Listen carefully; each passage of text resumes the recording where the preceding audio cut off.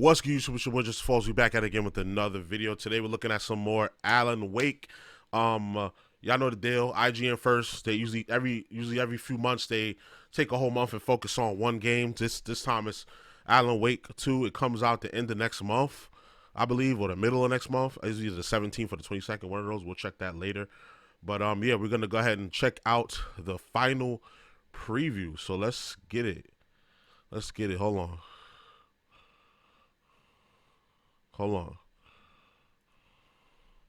Yeah, final preview, because there's two of the videos that came out that popped up in my subscription box. I was like, all right, hold on, make sure I'm doing them in order. Me worried that Alan Wake 2 would be disappointing. The pessimistic side of my brain feared that it would be a situation where, sure, the sequel we've waited over a decade for was finally getting made, yay, but what if it didn't live up to the cult classic legend of the 2010 original? After all, anticipation, particularly so many years worth of it, has a way of overpowering the reality of the thing that you've been waiting for.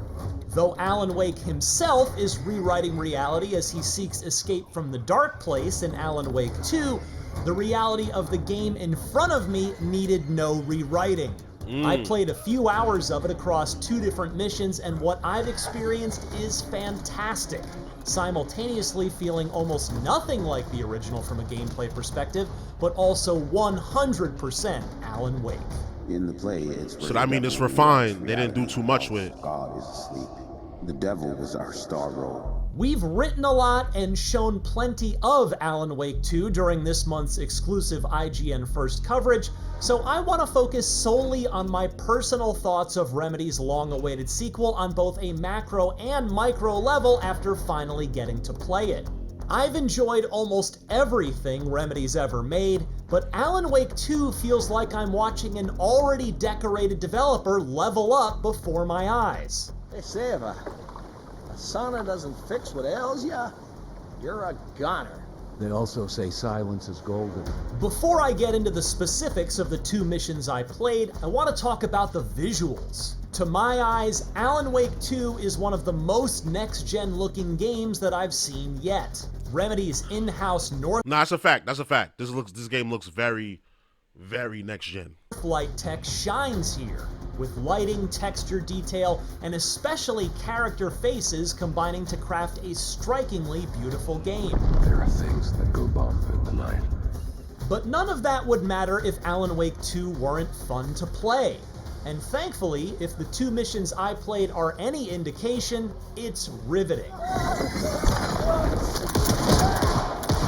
The story is clearly deep, layered, and engaging. That much was obvious even though my demo threw me right into the middle of the game. Wake says the story will change reality around us. If that's true, then I need to know what's real and what's fiction. My first mission was FBI agent Saga Anderson's third. You'll be able to swap back and forth between Saga and Alan at will, so her third could be your, say, 8th if you decide to play a bunch of Alan missions first. Hey, I'm looking for Ilmo Koskela. In it, she had to wander around a flooded town that, per the... I hear that the 2 stories do tie together, but you don't have to necessarily like keep switching back and forth. You could play like one the whole through, and it won't have too much of an effect if you don't play the other side. I don't know. I'm interested to see how that works. Like, you can switch back and forth at will, but what if you just purposefully stick with one character? Does it make you switch over at some point? Is there a point where like, you got to catch up to these 2 characters because we're getting towards the end? I think that's probably what will happen more so. Like, you can switch your character back and forth until you hit like the final couple missions because it all has to sync up at the end. I think that's what happens. The reality being rewritten by Wake, but not the actual reality she knows she resides in at a trailer park. The flooding is even worse here. More like underwatery. From watching Ati sing at the rec center, and if you've played Control, Ati may look familiar. Yeah, to Auntie. Searching for clues to Wake's mystery at the abandoned Coffee World theme park, it's quickly obvious that Alan Wake 2 has nothing else if not atmosphere. While I knew going in that this sequel was leaving action-adventure gameplay behind for pure survival horror, I didn't know quite how much Alan Wake 2 would lean into clever puzzle solving. What's the combination? People hate the puzzle. Combination. Want to just use keys. One at Coffee World tasked me with finding a safe code, which had to be deduced by using not super obvious context clues in the room the safe is located in. Another involved finding a particular item using a clue and then analyzing the environment to find the rest of the information I needed when I located it. I hope the rest of the game has as many fun puzzles as this mission does. This is the cult's hideout. Their headquarters, even? Combat, meanwhile, is given weight by being slow and deliberate, as you'd expect in a survival horror game. Just like in the first Alan Wake, you'll need to make the Taken vulnerable by burning them with your flashlight and then finishing them off with your firearms.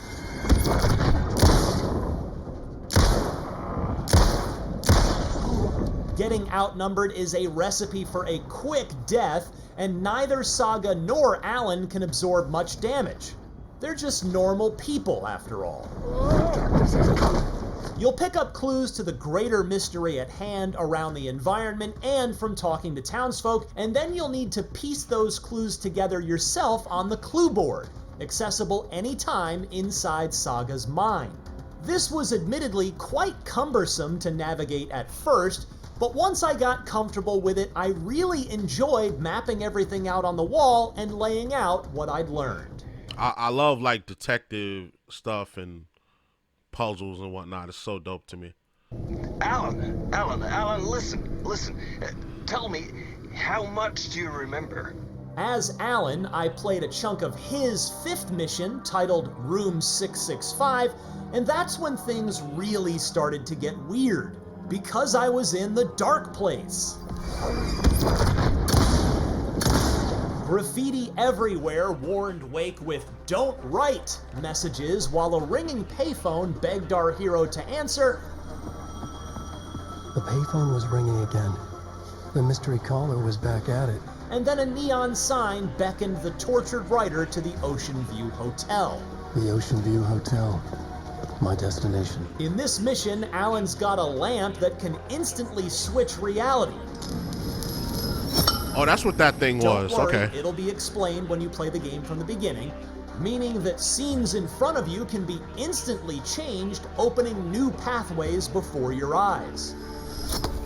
And when he picks up clues, he can rewrite reality in his mind's version of the caseboard called the plot board. The plot element I found would drive the story forward. You blink and the scene in front of you will shift. As Remedy has done in the past, live action scenes also work their way into the story in organic and unexpected ways, rather than the siloed game/live action divide that Quantum Break had, though I've been asked not to show any of them here. You know what? I like that. I like the fact that they're bold. They're trying stuff, you know? Quantum Break, they didn't quite get it right with the going back and forth between the live action and the CGI and the in-game engine stuff. But they tried. They did it. They tried, and the game was still pretty good, you know? Now they seem to have perfected it with this game. I can say that these are a big plus in my brief experience thus far, as they add another layer of mystery and intrigue to a story that's not exactly lacking in that valuable commodity as it is. It's almost difficult to put my finger on exactly why I enjoyed what I played of Alan Wake 2 so much. I don't want to spoil anything, so I'll say it this way. I suppose it starts with the story, as there's way more to get invested in here, narratively speaking, than most games in the survival horror genre. Sometimes a quaint small town. Sometimes a hulking metropolis. That the player is actively involved in shaping that story through connecting clues on the caseboard and rewriting reality as Alan only deepens my attachment to Wake's world and, indeed, his fate. The fantastic graphics certainly don't hurt, and the creepy mood and unusual tone that mixes horror, drama, and occasional absurd comedy all combined to make Alan Wake 2 feel wholly unique. I could use that shotgun. I can't wait to experience the rest of Alan's new nightmare, and if we're really lucky, maybe this is only the beginning rather than the end.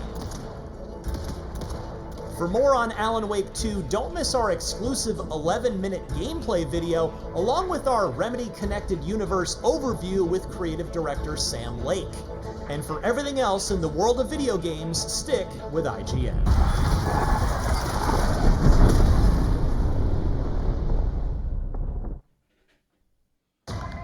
We're trying to put together a mission. It's definitely crazy. Let's take this house and everything. All right, so that was cool. Hopefully we don't get copyrighted for that John Wick trailer, but yeah, that was pretty dope. I like the detective elements. I've always liked games, like I said, I've always liked games with puzzles and different elements like that make you think, because I'm an intellectual person. I think a lot. I'm always thinking about something. So when I play a game that challenged me to make me use my mind rather than just, mashing buttons, that makes for a more immersive experience, in my opinion, so I think this game is definitely going to be, like I said in the last video, game of the year type contender. It comes out October 27th, so we basically already in October. There's only 2 days left. Today's Friday. We already halfway done with the day, so we basically in October. So, but y'all let me know what y'all think about this game. Are y'all copping this? Is this something you're excited for? Are you an Alan Wake fan? Are you not an Alan Wake fan? And if so, or if not, tell me why.